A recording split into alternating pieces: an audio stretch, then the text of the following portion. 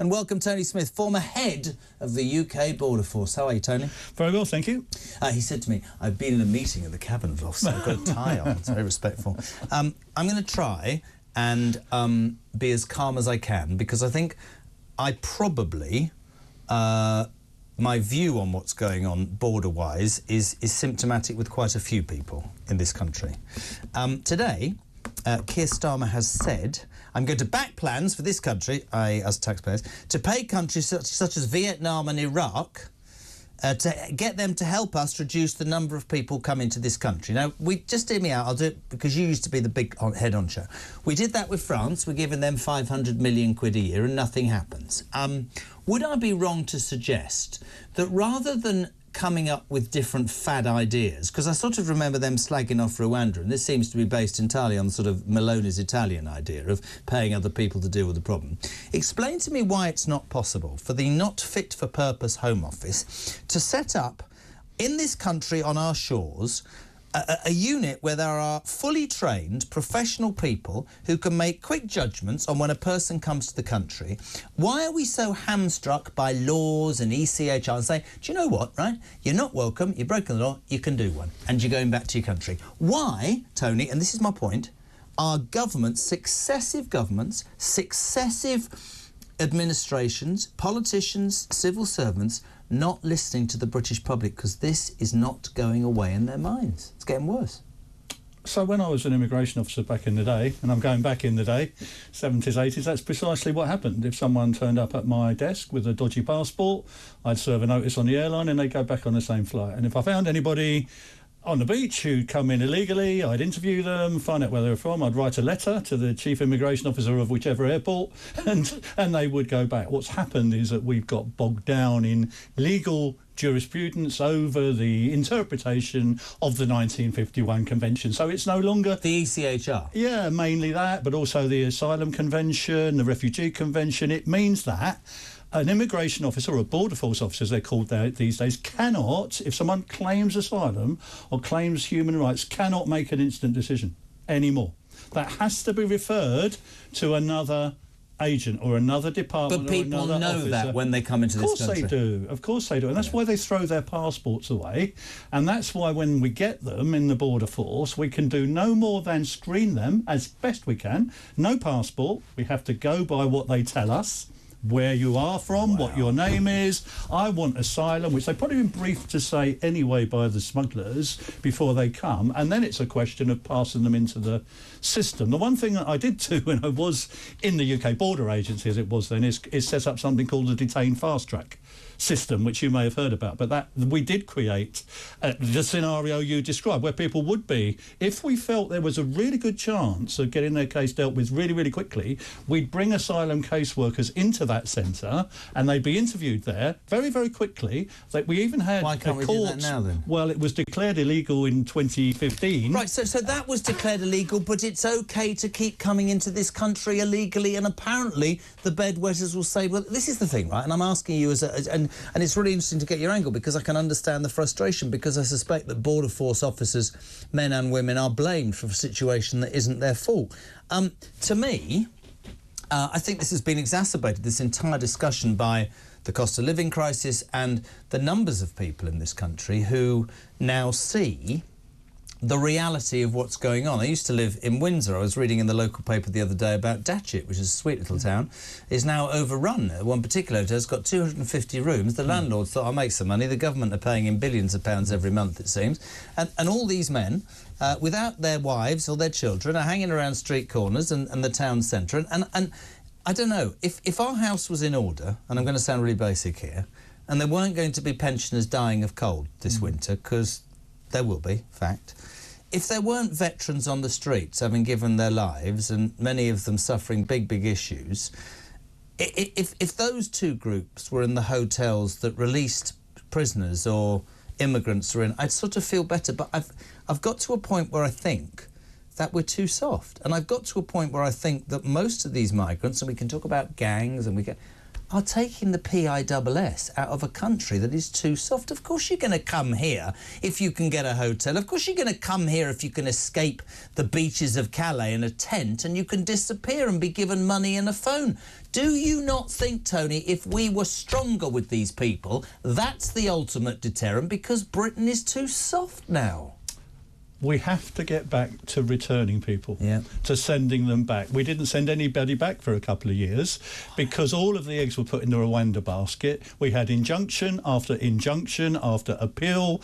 We were dragged through the British courts, dragged through the European courts. By whom? By various lawyers who disagree fundamentally. I think most of them don't actually agree with borders, and they don't really want to send anybody away. But hold on a second, who pays their salaries? I don't know. You'd have to ask... Human rights lawyers are paid by the British taxpayer. You may want to get somebody in here to explain that side. But I can only tell you from a border force point of view, but it is a frustration for the officers. They are doing their best. Please don't blame them. No. Right? They're doing their job. They're pulling people out of the water. If they were allowed to send people back, they would.